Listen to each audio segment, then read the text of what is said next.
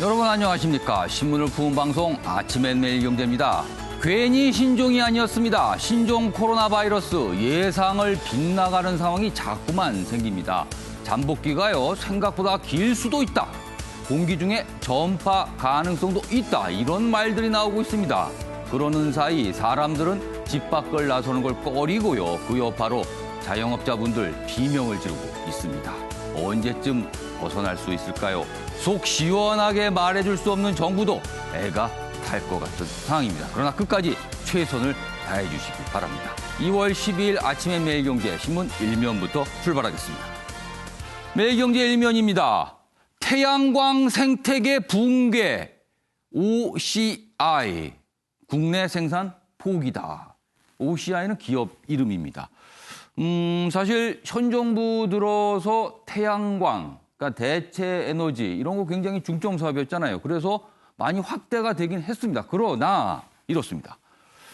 군산 공장 3곳 중 2곳 문 닫고 한 곳은 반도체용으로 전환됐다. 태양광용 폴리실리콘을 생산하는데 이게 좀 이상하지 않습니까? 태양광 굉장히 확대가 됐는데 그러면은 잘 돼야 되잖아요. 문제는요. 저가인 중국산이 대량 들어왔다는 겁니다. 그래서 국내에서 만들어서는 경쟁력이 없어졌다. 이런 얘기가 됩니다. 핵심 소재 폴리실리콘 중국산 저가 공세에 속수무책이다. 결국은 정부 정책은 태양광 확대로 갔는데 수혜는 중국에서 봤다. 이런 얘기가 되고 있습니다. 다음은 동아일보 보겠습니다. 14일 잠복기 지났습니다. 그런데 확진이 나온 거예요. 그래서 많은 분들을 당황하게 하고 있습니다. 28번 환자 입국 22일째 확진이 됐습니다. 그리고 이게 2차 감염으로 나오거든요. 그러면은 그 첫 번째 어떤 접촉한 분이 있을 거 아니에요? 그 첫 번째 확진자. 근데 만난 지 17일 됐는데 확진이 나왔다는 거예요. 그럼 잠복기가 우리가 알고 있는 잠복기가 지나버린 겁니다. 3번 환자 동행 중국 여성 잠복기 논란이 일고 있습니다. 자, 정부 당국은요, 홍콩, 마카오도 오염 지역으로 지정했고요. 중국 신종 코로나 사망자 1,000명이 아니고 이제 1,100명을 넘어서고 있습니다. 자, 이번엔 조선일보 보겠습니다. 기사가 이쪽에 있습니다.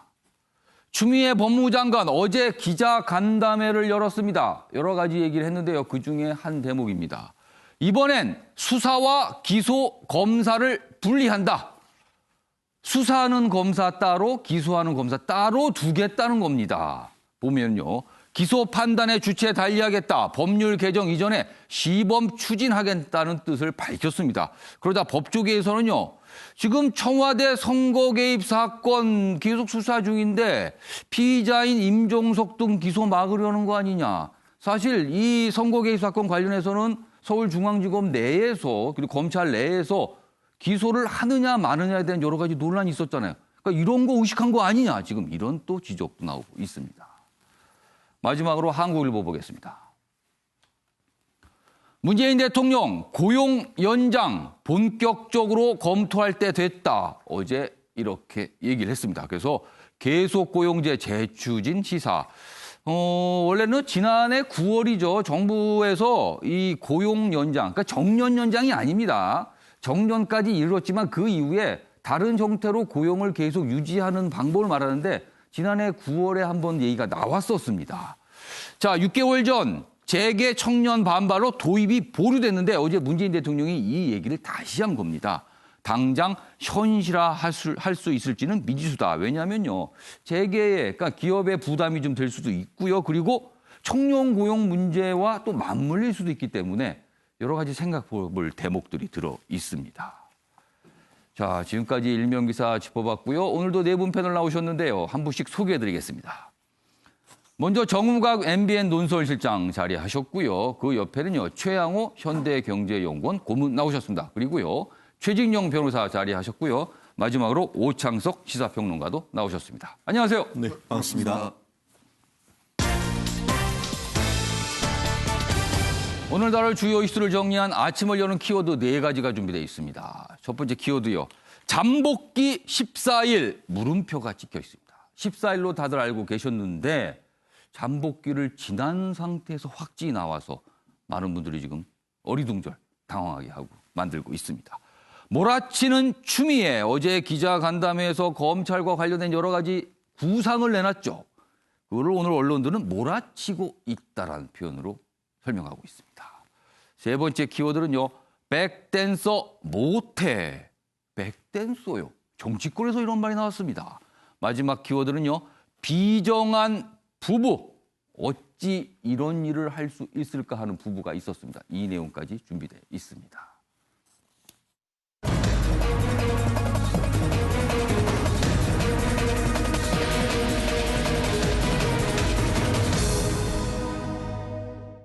네, 어제 저녁 우한으로 떠난 3차 전세기 오늘 아침 오전에 도착을 했는데요. 우한에 투입한 정부의 전세기, 세 번째 전세기죠. 오늘 오전 6시 23분에 김포공항에 도착을 했는데요. 교민과 중국 국적 가족 등 140여 명이 탑승을 했습니다. 이분들을 태우고 오늘 오전 도착을 했습니다. 사실은요, 이 원래 한 170명 정도로 예상을 했는데 아직은 이유는 모르겠습니다만 어떤 이유로 인해서 숫자가 좀 줄었습니다. 추정컨대 아마도 중국 국적 가족들이 이번에 탑승 대상이 됐거든요. 그래서 가족관계 증명을 해야지 탈 수 있는데 그에 문제가 있었지 않았을까. 또는요. 이동이 지금 우한과 우한 주변에 이 공항까지 이동하기가 만만치 않다는 얘기 계속 나오고 있거든요. 그래서 아마도 이동을 못 하신 분이 혹시 있지 않을까. 뭐 이런 추정이 있는데 아직 정확한 이유는 모릅니다만 당초보다 숫자가 좀 줄었습니다. 그리고 김포공항에 도착하신 교민과 중국 가족들은요. 일단 한 차례 검역을 받아야 하고요. 거기에서 증상에 이상이 없다면 이천에 있는 합동군사대학교 국방어학원에서 14일간 격리 생활하게 됩니다. 자, 이 내용 먼저 좀 알려드렸고요. 그럼 본격적으로 신종 코로나와 관련된 기사 소개해드리겠습니다. 몇 가지 좀 걱정스러운 사항들이 발생하고 있습니다. 보시죠. 28번 환자, 3번 환자와 접촉 17일이 지나서 확진이 됐습니다. 그래서 이 잠복기 얘기가 나온 거예요. 잠복기 14일을 넘겼는데 그래서 논란입니다. 사실 논란이라기보다는요. 어리둥절한 거죠. 생각과 다른 일이 나타난 겁니다. 보시죠. 우한에서 만약에 감염이 됐다면 이분이 30대 여성이고 중국인이거든요. 그러니까 우한에서 감염이 된 상태로 입국을 했다면 22일이 됩니다. 그럼 이거 잠복기가 뭐 지나도 한참 지난 겁니다. 그리고 3번 환자와 접촉을 하는 걸 기준으로 한다면 17일입니다. 뭐 두 가지 모두 14일을 지났습니다. 길어야 7에서 8일 내 증상 발현하던 지금까지 상황과는 양상이 다르다. 3번과 대부분 동선이 일치해서 2차 감염으로 일단 보고 있습니다. 그렇더라도 14일이 지나게 된 겁니다. 대책본부, 증상 미미에 인지 못했을 수도 있다. 잠복기 14일 방역 기준 교체에는 아직은 근거가 부족하다. 그래서 지금 이 14일은 그대로 유지하겠다는 겁니다. 근데 만약에 이 14일이 깨진다면요, 이게 또 상황이 달라지게 되는 겁니다. 중국에서는요, 잠복기 최장 24일이다. 이런 분석까지 나오고 있습니다. 관련 기사 하나 더 보겠습니다. 감염자와 마지막 접촉 17일째 양성 확진됐습니다. 14일 격리 기간 과연 충분한가? 이런 질문을 하게 됩니다, 지금요. 여기 보시면은 뭐 28번 환자 역시 3번 환자와 접촉한 상황에서 그 이후 날짜 계산이 됐다는 거 있고요. 여기 보시면 확진받은 지금도 아무 증상이 없다. 그럼 이게 이른바 무증상 감염 아니냐 이런 질문이 나오게 되죠. 그러나 이제 보건당국은요. 무증상 감염 상태이거나 진통제 복용으로 본인이 인지 못할 수도 있다. 그러니까 바이러스가 들어와서 확진이 됐지만 본인은 증상을 못 느낄 수도 있다는 거예요. 아, 이게 좀 역시 신종은 신종입니다. 이래서 신종이란 표현이 붙었다. 이런 설명도 있습니다. 자, 그럼 여기서요. 어제 보건당국의 설명 들어보겠습니다. 지금 24일 잠복기를 근거를 가지고 모든 관리 기준을 바꾸는 거는 그거는 적절하지 않다. 일본이나 이런 데는 또 잠복기를 더 당겨서 시행하고 있는 나라들도 있습니다. 이 28번째 환자에 대해서도 이게 새로운 이제 시작된 잠복기가 다 끝나서 발병한 거냐 아니면은 증상이 있었어도 그걸 본인이 주관적으로 인지하기 어렵거나 그 증상이 좀 숨겨졌을 가능성 이런 가능성도 또 저희가 환자들을 보니까 젊고 건강한 분들은 특별한 치료가 없이도 저절로 좋아지는 경우가 많다는 걸 확인했습니다. 고령 환자들은 중증으로 갈 우려가 높기 때문에 항바이러스제 치료를 적극적으로 권장하는 쪽으로 지금 방향을 잡아가고 있습니다. 자, 그럼 전문가와 좀 더 이야기 나눠보도록 하겠습니다. 감염내과 전문의이신 신상엽 한국의학연구소 학술위원장 전화로 연결돼 있는데요. 신 위원장님 나와 계시죠? 네, 안녕하세요. 예, 전화 인터뷰 응해 주셔서 감사하다는 말씀부터 좀 드리고요. 가장 궁금한 것부터 질문 좀 드리겠습니다. 28번 확진자 3번과 마지막 접촉 후 17일 만에 확진이 됐습니다. 자, 잠복기 14일로 알려져 있는데 이게 깨지는 겁니까? 지금 이걸 어떻게 판단하세요? 일단 오늘 내일 중으로 방역당국의 정밀 역학조사가 나오겠지만 예. 지금까지 확인된 정보만 가지고 추론을 해본다면요. 예. 28번 환자는 예전에 이미 증상이 나타났었고 지금은 이제 회복기 단계일 가능성이 이제 높다고 봅니다. 오. 그러면은 잠복기 상태가 아니고 이미 나타났고 그게 고비를 지나서 회복되는 단계다. 이렇게 보시는 거예요? 예, 이제 그거를 이제 좀 설명을 해드리면요. 예. 이게 이제 3번, 6번, 28번 환자 이제 동선하고 위험성을 좀 따져보게 되면요. 예. 일단 지금 3번과 28번 환자가 1월 22일 날 우리나라에 이제 들어오셨고, 예. 25일까지 이제 거의 같이 다니셨거든요. 예. 근데 이제 3번 환자가 1월 22일에 이제 증상이 시작됩니다. 예. 근데 그때 당시 같이 식사를 하셨던 6번 환자를 감염을 시켜요. 예. 그러니까 이제 뭐냐면 3번 환자분은 1월 22일 당시 이미 감염력이 있었거든요. 근데 이제 이런 그 3번 환자가 감염력이 있었는데 28번 환자는 더 오랫동안 같이 다니셨기 때문에 예. 실제적으로는 1월 22일 전후로 28번 환자도 3번 환자한테 감염됐을 가능성이 높아요. 근데 이제 지금 최근에 신종 코로나 환자들의 잠복기를 보면은요, 14일 이런 얘기가 있지만 대부분은 일주일 이내입니다. 일주일 넘어가는 예. 경우 저는 거의 보지를 못했고요. 예. 대부분 잠복기는 한 3일에서 5일로 잡거든요. 예. 그러니까 이제 28번 환자가 감염이 되었다 그러면 대략 1월 25일에서 27일 정도에 예. 증상이 나타났어야 돼요. 그렇죠. 근데 이제 문제는 뭐냐면 28번 환자가 국내에서 시술 후에 예. 1월 21일에서 28일까지 항생제랑 소염진 통제를 드셨어요. 그러니까 이제 신종 코로나 증상이 25일에서 27일 아무리 심하게 나타났더라도 예. 소염진 통제 드시면 증상 없거든요. 그렇기 때문에 이게 일치를 합니다. 그래서 이게 이제 증상이 없는 상태에서 28번 환자는 증상 없으니까 1월 예. 26일부터 자가격리가 됐고 예. 보통은 이제 2주가 지난 2월 8일에 그냥 접촉 해제자로 격리가 해제가 되면 되는데 예. 다행히도 보건소에서 이 소염진 통제 때문에 증상이 나타나지 않을 가능성을 인지를 하고 검사를 한 거죠. 예. 보건소에서 굉장히 잘한 거예요, 제가 보기엔. 근데 이런 상황에서 이제 제가 보기엔 이 환자는 이미 그냥 바이러스가 들어와서 회복 단계에 증상이 없는 상태에서 지금 이제 격리해제가 되는 상태고 검사를 해도 잘 안 나오고 이런 가능성이 지금으로서는 제일 높다고 봅니다. 그렇다면은 최대 잠복기 14일은 그대로 유지해도 큰 문제가 없다는 설명으로 들리네요. 그럼요. 지금 중국에서 나온 그 자료는요. 예, 24일 얘기가 있습니다. 지금요. 예, 논문도 아니에요. 그냥 일개 보고서인데요. 이게 이제 어떤 저명한 잡지에 논문이 실리려고 하면 피어 리뷰라고 하는 전문가 대가들이 하는 심사위원회 심사를 거쳐서 오류가 다 수정이 되고 이게 정말 가치가 있다 없다 판단이 된 다음에 이제 저명한 잡지에 실리거든요. 근데 이건 지금 그건 논문화되지도 않았고요. 이 중국 자료는 애초부터 지금 이제 제대로 역학조사도 되지 않았다고 스스로 자인을 하고 있어요. 이거 자료가 불충분한 자료다.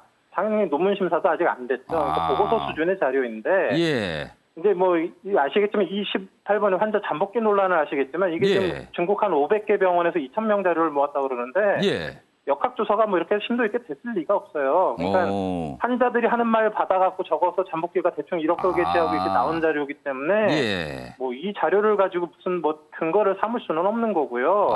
이게 정말 가치를 가지려면 제대로 예. 전문가 리뷰 거치고 오류 다 수정되고 저명 잡지에 실리고 WHO 같은 데서 검토가 들어가고 이런 과정을 거쳐야 뭐 의미가 있지 지금은 아무 의미가 없는 자료라고 생각합니다. 그러면은 그리고요. 또 한 가지는 28번 환자의 경우가 방금 말씀하셨지만 지금 회복기에 들어선 걸로 보인다고 말씀하셨잖아요.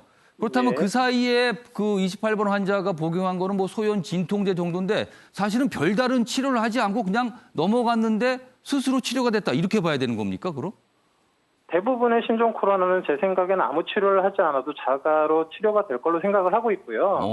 아주 이제 일부의 분들만 좀 이제 뭐 적극적인 치료를 하셔야 되는 상황으로 보입니다. 지금 국내 환자들 대부분은 굳이 특별한 치료를 하지 않아도 대부분 자가 회복하실 거로 생각을 하고 있습니다. 그렇다면은 자가 치료가 가능한 질병이라고 볼 수 있는데 중국 우한의 경우는 사망자 숫자가 왜 이렇게 많이 나오는 거죠? 지금 이렇게 중국 우한 같은 경우는 환자가 너무나 많이 발생을 하다 보니까 의료 시스템에서 지금 제대로 진단과 치료가 되지 않고 중환자를 관리할 수 있는 상황이 아니기 때문에요. 예. 지금 의료 시스템 붕괴 때문에 사망자가 늘어나는 거지 지금 아시겠지만 중국 이외의 나라에서는 거의 사망자가 없지 않습니까? 그렇습니다. 그래서 그거는 지금 그 중국 우한 지역 내의 특수한 상황인 거지 병 자체의 사망률이 그렇게 높다고 생각되지는 않습니다. 그러면 어떻게 보면은 어떤 자연 재해라기보다는 인재에 가까운 상황이 지금 우한에서 발생하고 있다 이렇게 생각이 드네요. 그럼요. 예, 그렇다고 볼 수 있겠습니다. 그리고 또 한 가지 좀 궁금한 점은요. 잠복기 논란뿐만 아니라 그와 함께 음성 판정이었다가 나중에 양성으로 다시 판정이 바뀌는 경우가 있다. 이거는 어떻게 된 겁니까? 이제 아마 이제 어제 뭐 발표하시면서 보건당국에서 이 검사가 뭐 음성에 가까운 양성이라는 표현도 쓰시고 하면서 좀 혼란이 있는 것 같은데요. 이 유전자 검사가 확진 검사가 리얼타임 RT-PCR이라는 이제 유전자 증폭 검사입니다. 근데 이게 좀 뭐 좀 이해를 돕기 위해서 간단히 설명을 해드리면 만약에 이제 검체를 수거를 해서 검사를 했는데 그 안에 바이러스 유전자가 많으면은요. 유전자 증폭을 많이 하지 않아도 어느 정도 측정이 가능한 많은 양을 이제 얻을 수가 있어요. 근데 그 검체 유전자가 바이러스가 별로 없는 경우는 아무리 증폭을 해도 증폭 산물을 얻기가 어렵거든요. 그래서 이걸 몇 사이클을 증폭했는데 측정 가능한 수치가 되느냐를 갖다 이제 수치를 나타내는데 보통 그 CT 값이라고 해서 35 정도를 기준으로 그거보다 낮게 나오면 이건 그 이 사람 검체 안에 바이러스가 충분히 많다 이런 상태다 이렇게 판단을 해서 양성을 주는 거고요. 35를 넘으면 이제 음성으로 판단을 하게 되는데 이분 같은 경우는 막 처음 값이 37 뭐 이렇게 나왔어요. 그러니까 음성인데 뭐 양성도 아니고 아예 없다고도 할 수 없고 그래서 재검을 계속 해가지고 결국은 이거는 무시할 수 없겠다라고 해서 이제 확진을 하긴 했는데 이분은 환자라기보다는 검사 양성자인 상황이죠. 지금 증상이 없기 때문에. 그러니까 이게 사실 양성 확진이라는 게 1이다 2다 명확하게 나오는 게 아니라 어느 정도의 문제일 수도 있다 이렇게 들리네요 지금요. 근데 안에 있는 바이러스를 증폭해서 이게 진짜 있느냐 없느냐를 추정하는 거지 이제 뭐 바이러스를 대항해서 바이러스를 보는 검사가 아니기 때문에 약간의 이제 해석이 이제 좀 그 중간기가 좀 어려운 부분이 있습니다. 알겠습니다. 자, 친 위원장님 잠깐 여기서 기사 한 2건 정도 보고요 인터뷰 더 이어가도록 하겠습니다. 다음 기사 보여주세요.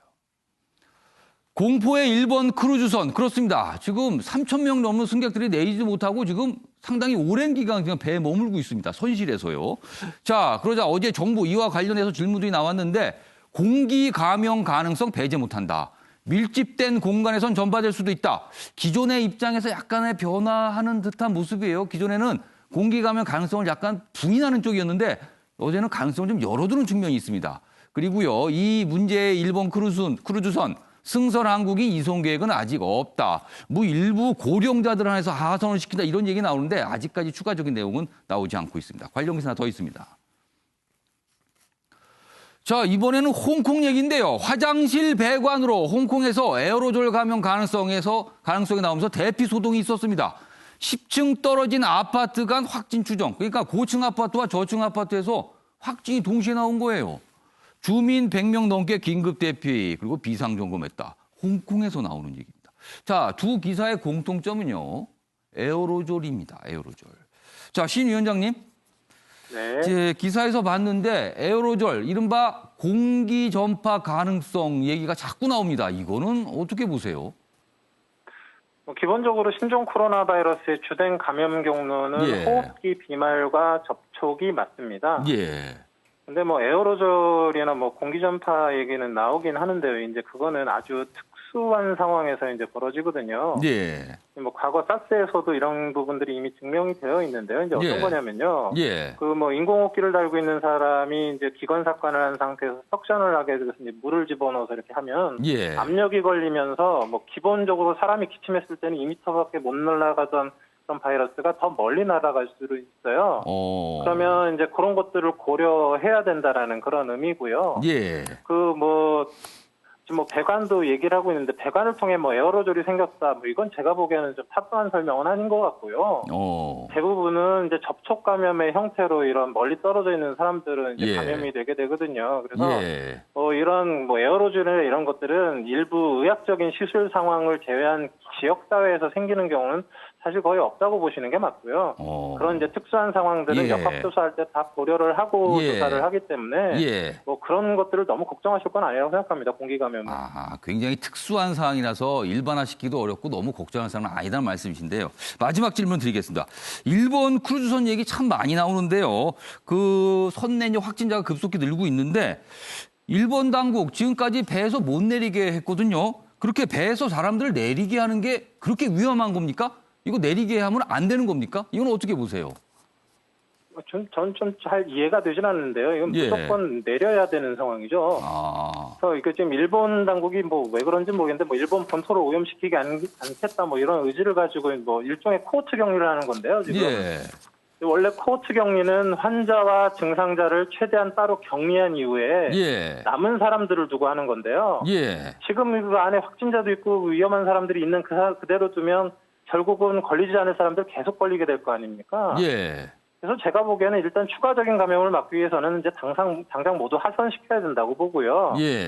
증상자, 무증상자 나눠서 증상자나 확진자 병원으로 보내고 예. 무증상자들은 우리 지금 교민들 이렇게 모셔와가지고 시설에 이렇게 수용하시는 것처럼 예. 그런 분들은 뭐 그렇게 증상 없는 분들은 시설에 수용해서 안전하게 관찰하거나 정 안 되면 뭐 작은 컨테이너 3,000개라도 만들어가지고 예. 개별 관리를 해줘야지 지금 이렇게 위험에다 노출시키면 안 된다고 생각합니다.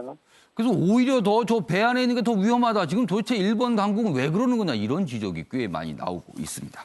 자, 오늘 말씀 여기까지 듣겠습니다. 지금까지 신상엽 한국의학연구소 학술위원장이었습니다. 감사합니다. 네, 고맙습니다.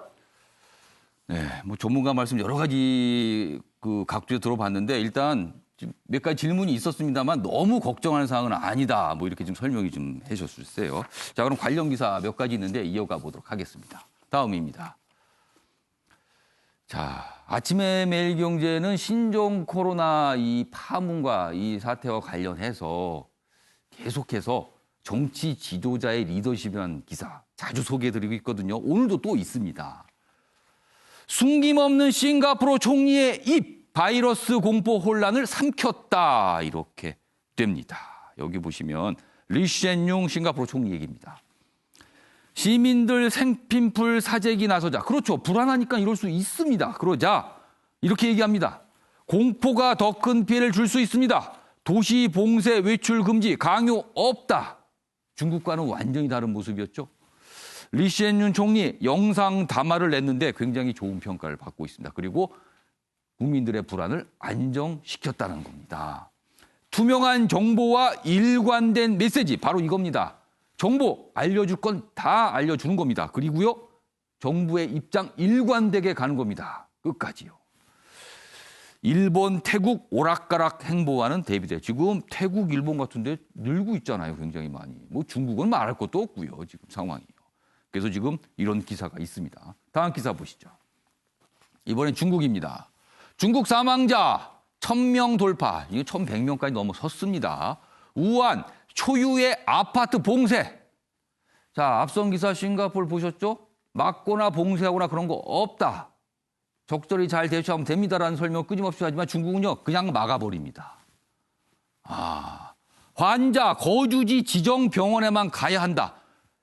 가족별로요. 무슨 이 외출증 같은 걸 준답니다. 그래서 그 외출증이 있어야지만 나갈 수 있고요. 그것도 제한됩니다. 갈 수 있는 곳이 정해져 있고요.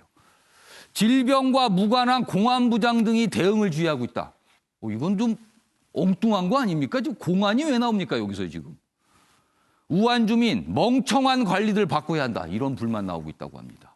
시진핑 한 달 만에 처음으로 현장 방문했다. 이렇게 사진까지 실려 있습니다. 이 얘기 좀 간단하게 해보겠습니다. 정운갑 시장님. 네. 지도자는 과연 무엇을 해야 되는 것인가? 국민들을 어떻게 안심시켜야 되는가? 이걸 또 생각하게 합니다. 지금요.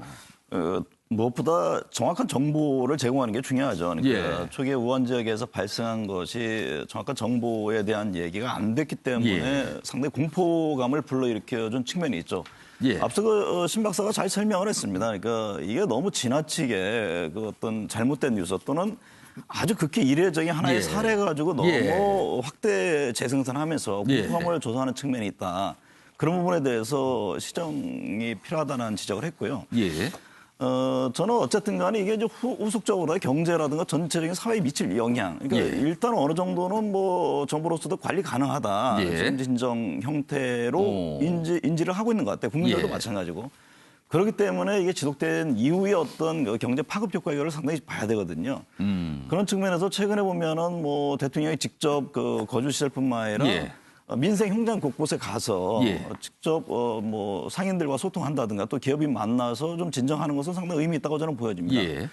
그리고 좀 이게 저도 들은 얘기인데 중국 입장에서는 그런 얘기를 합니다. 그러니까 일본 같은 경우에는 예를 들면 그 상인 거리 이런데 중국인들이 많이 오는 데서 우한 힘내라는 자체적인 플랜카드 이런 거를 걸어놓으면서 상당히 응원의 박수를 해서 그것이 유튜브에 중국 내에 유포되면서 상당히 그 호응을 얻고 있다고 그럽니다. 그러니까 지나치게 무슨 혐오적인 그런 것이 아니라 오히려 어려울 때 도와준다는 그런 의미. 시민들이 어떻게 보면 자발적인 움직임이죠. 저는 그것이 지자체라든가 어떤 시민사회단체에서도 전략적으로 잘 한번 생각해 볼 필요가 있다고 봅니다. 나중에 이 국면이 진정됐을 때 중국인들은 또 잊지 않고 상당히 뭐 관광객들이 온다든가 어떤 그런 측면이 있고 또 하나는 그 뭐 사망자 수 이런 거에 대해서 상당히 이제 진정 국면인데 예를 들면 이런 겁니다. 그 우리는 저 무작정 지금 뭐 예를 들면 그 오염먼지 뭐 미세먼지라든가 중국발이나 이런 표현을 그냥 무작정 쓰는데 지금 중국은 전체 공장이라든가 교통 거의 지금 뭐 셧다운 시킨 상황이랍니다. 그러니까 그것이 사실은 맞지 않다. 뭐 지엽적인 얘기지만. 그러니까 어쨌든 간에 중국 입장에서는 좀 뭐 사실의 근간 또는 어떤 관심을 해주는 것이 나중에 한중간의 관계 발전에 상당히 도움이 될 것이다. 이런 점에 대해서 상당히 조심스럽지만 냉철하게 지적하는 중국의 고인사를 어제 만나서 들은 바가 있습니다. 알겠습니다. 그런 점도 한번 염두에 둘 필요가 있어 보입니다. 정운갑 시장님이 굉장히 좀 중요한 말씀들을 해주셨어요. 우리가 굉장히 지금 냉철하게 상황을 좀 보아야 될 시기가 아닌가 이런 말씀을 해주셨습니다. 알겠습니다.